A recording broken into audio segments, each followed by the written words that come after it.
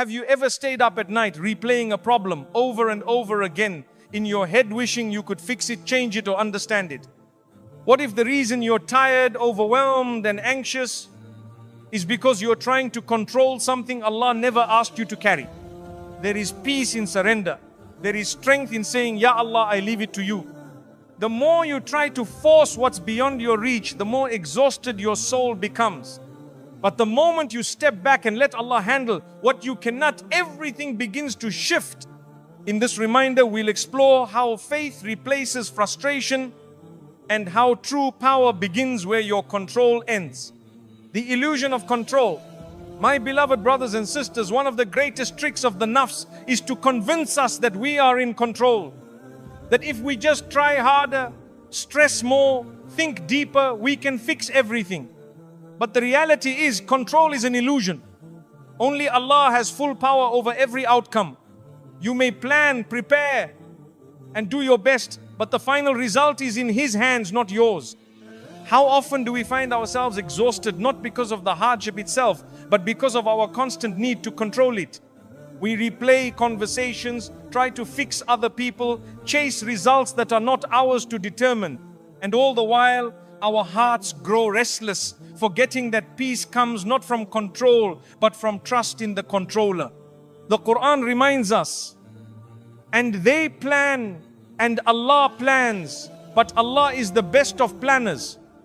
You see, there is a silent arrogance in trying to manage what only Allah can. It's subtle.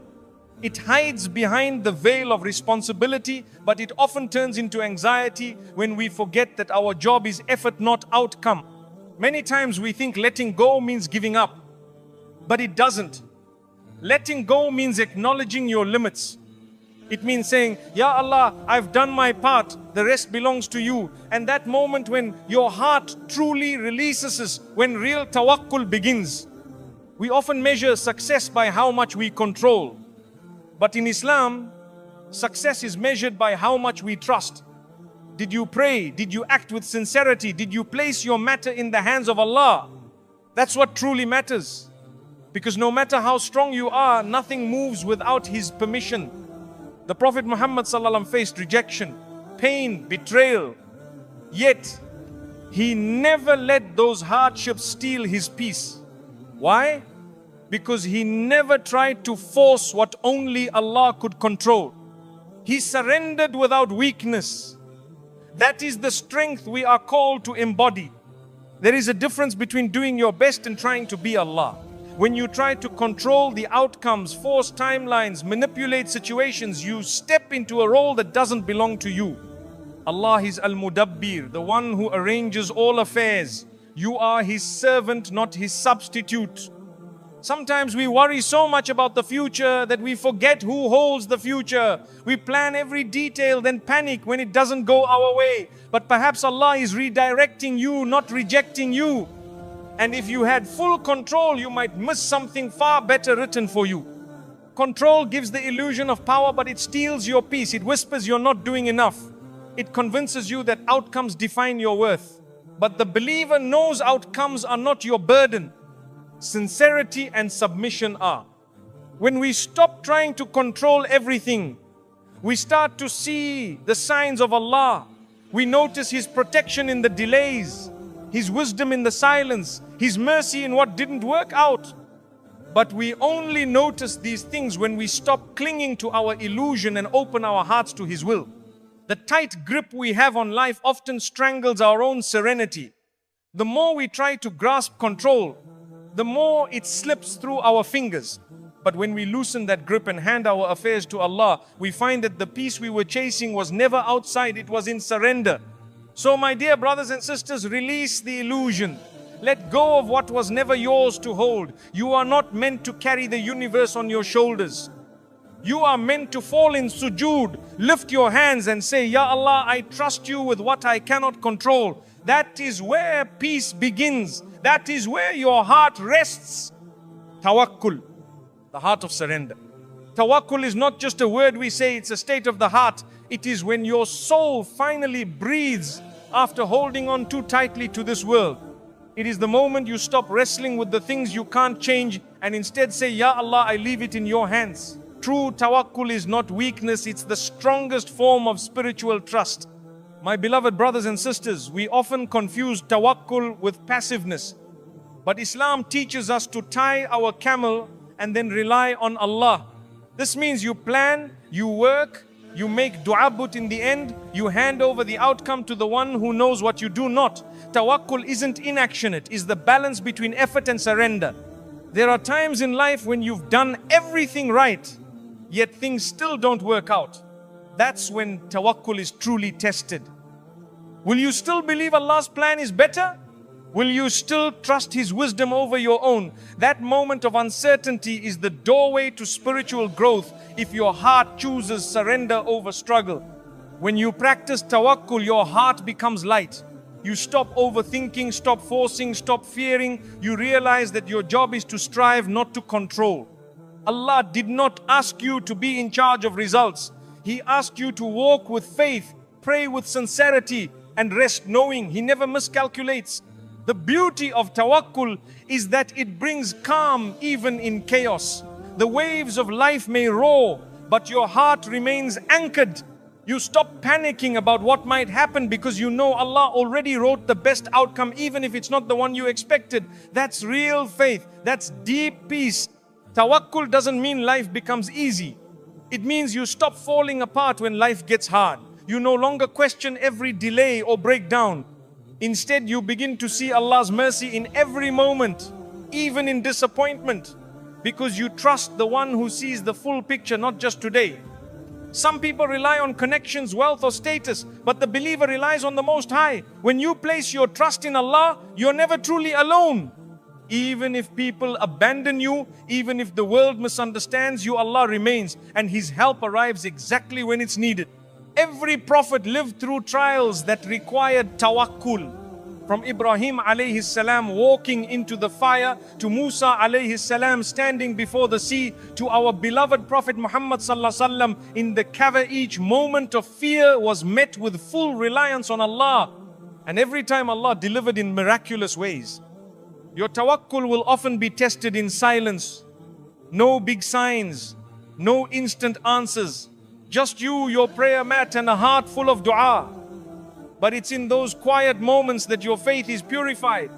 It's when you trust Him without seeing the result that you show Allah your sincerity. Tawakkul turns your burdens into blessings.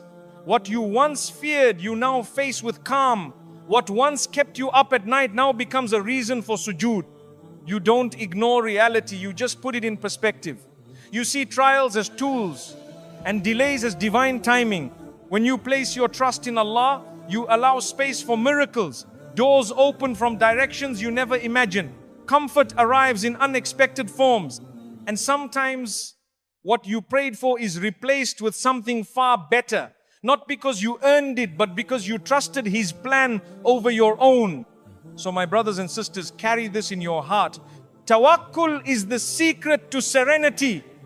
Not because life gets easier, but because your soul finally lets go of control. Say it often, Hasbunallahu wa ni'mal wakeel. Allah is sufficient for us and the best one to rely on. Ameen.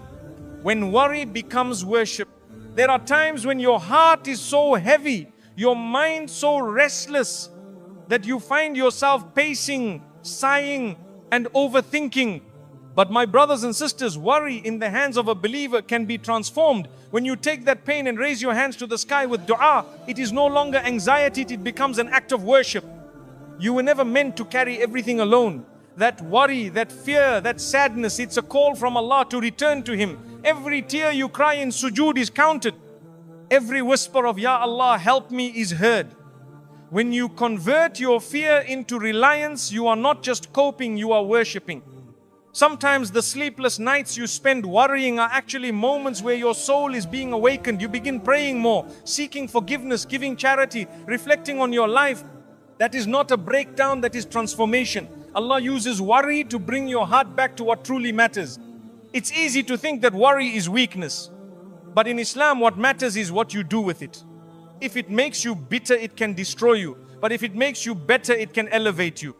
When you pour your worries into prayer, they don't drown you, they purify you. Think of Maryam alayhi salam, alone and in pain, calling out to Allah beneath the palm tree. Her worry led to surrender, and her surrender led to divine provision. Worry isn't a sin, it's what you do with it that counts. If it leads you to Allah, it becomes a door to Jannah. Worry that leads to remembrance of Allah is no longer a burden, it becomes light. It becomes something sacred. Every heartbeat that says, I can't do this, is met with a divine whisper saying, but I can. When you place your trust in Him, your fear no longer owns you. There's beauty in realizing you're not in control. That realization hurts, yes, but it also heals. Because you stop blaming yourself for what's beyond your power. You start trusting the one who already wrote your story. Worry softens your ego when it leads you to sujood. The Prophet ﷺ would turn to prayer when he was deeply distressed. Not because the problem would disappear immediately, but because the heart would find peace. That's the real secret. Peace doesn't come from resolution, it comes from connection with the Creator. Sometimes you won't know what to say in your dua. You'll just cry or sit in silence. That's okay. Allah understands your heart before you speak. Even your silence, if it's filled with faith, becomes worship. Even your confusion, if handed to Him, becomes clarity. Worry can be a mercy in disguise. It humbles you. It reminds you that you're dependent, that you're human, and that only through Allah can you truly find strength. So don't let your worry drive you away from Allah. Let it pull you closer to Him. That is when it becomes worship. My dear brothers and sisters, if you're carrying something heavy, stop trying to carry it alone. Turn your anxiety into action in the form of prayer, patience, and trust. That's when your heart shifts from chaos to calm. That's when you realize your pain has purpose. In the end, the believer doesn't just feel, they transform. They take what the world calls weakness and turn it into worship. So worry, but worry with faith. Cry, but cry to Allah. And know that every moment of struggle is a chance to rise, not fall. That is the power of surrender. Ameen. Silent battles, divine help. There are battles you fight that no one sees. The kind of pain that lives behind your smile. The kind of struggle you carry in silence because words wouldn't do it justice. My brothers and sisters, Allah sees what others cannot. The quietest cries of your heart are heard by the one who created it. Sometimes you don't even know how to explain what you're going through. So you stay quiet, you carry on. You smile in public and break down in private. But the good news is, Allah doesn't need an explanation. He already knows. And His help is already on the way. You may feel invisible, but you're not forgotten. Every time you showed up when it was hard, every time you forgave when it hurt, every time you stayed patient without a word, Allah recorded it. These silent battles are not a sign of weakness. They are signs of strength and faith. Often it's the ones who seem the strongest who are fighting the heaviest battles inside. And that's why we must not judge one another. Only Allah knows the full story. And only He provides the healing that no one else can. The beautiful thing about Islam is that even our silent struggles are acts of worship when we bear them with patience and hope. That inner pain, if carried with sabr and tawakkul, becomes a means of purification. Your silence becomes louder in the heavens than words spoken on earth. Some of the strongest people are those who cry in sujood and then get up as if nothing happened. Not because they're faking strength, but because they've offloaded their pain to Allah. They trust that the one who heard them in the dark will answer in the light. Even when no one checks on you, even when you feel unseen, Allah sends angels to record your patience. Not a moment of your silent endurance goes unnoticed. Every sigh, every tear, every step forward while carrying pain, it's all written with reward. In those moments where you feel you're drowning, that's often when Allah is closest. Sometimes He doesn't remove the storm right away, but He strengthens your heart to get through it.